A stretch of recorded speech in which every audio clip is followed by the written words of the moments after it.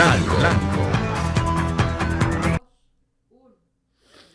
Sí, 65 años después de la expedición, 59 años después de la invasión contrarrevolucionaria, el desembarco de 42.000 soldados impuso el cerco militar y a la vez el retroceso de la insurgencia armada victoriosa de abril de 1965.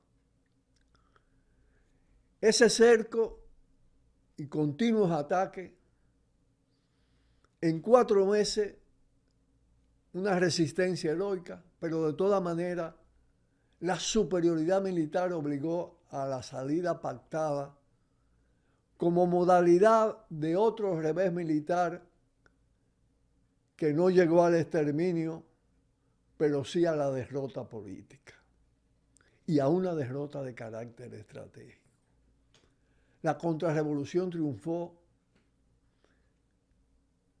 impuso mediante elecciones fraudulentas el Estado terrorista encabezado por Joaquín Balaguer, restauró el viejo ejército fundado a raíz de la primera intervención norteamericana en 1916,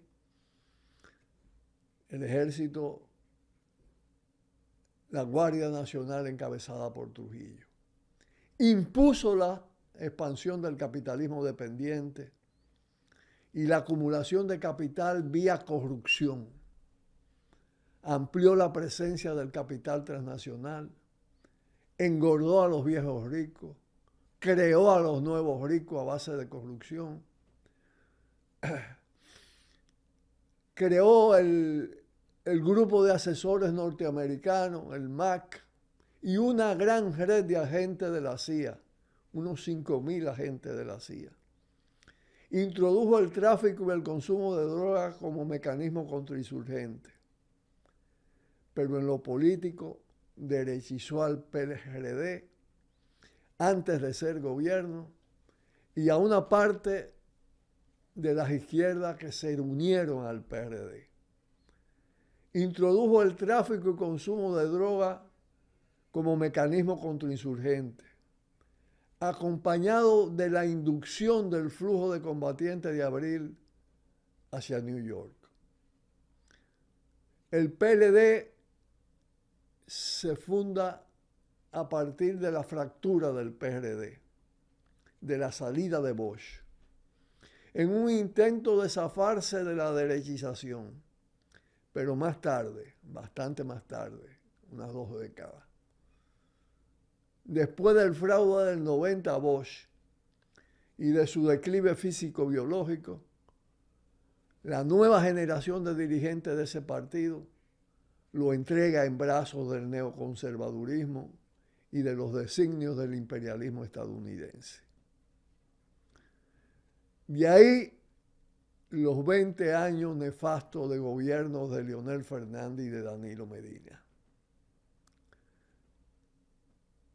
Igual, el PRD termina en las mismas redes y retrocede peor, para peor siempre, en todo el curso de esos años. De Guzmán a Jorge Blanco, de Peña vetado por el racismo antihaitiano y sensiblemente derechizado hasta llegar a Hipólito Mejía, que metió al país debajo de una patana. Y luego, ahora, el gobernador de Colonia con vocación ultraconservadora, Luis Abinader.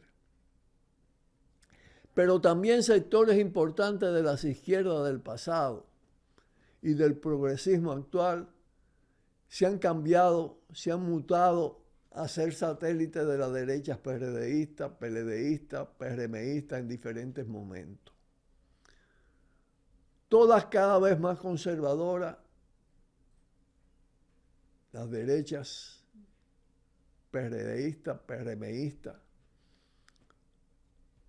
más sumisa al imperio decadente, auspiciando el ultraneoliberalismo, sus alianzas públicas privadas y fideicomisos, y las intervenciones de su Comando Sur, su USAID, la DEA, la CIA, el FBI, alimentando incluso el neofascismo, con mucho racismo, demasiada xenofobia y un montón de ideología machista patriarcal. Otros sectores de esas izquierdas no han acabado de entender que el gran fraude es el sistema e insisten en un electoralismo persistentemente infecundo. Ya vimos los resultados de las elecciones. En eso consiste la derrota estratégica que desemboca en este presente de predominio o hegemonía nociva del conservadurismo, la corruptela y la perversión cultural.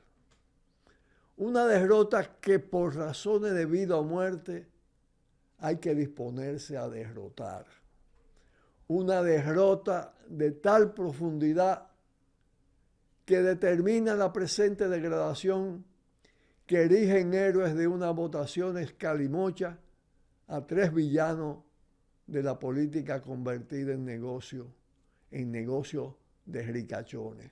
Y me refiero a Abinader, a Leonel y a Omar, de lo cual vamos a hablar en el próximo bloque. Pausamos. Cuidado, cuidado.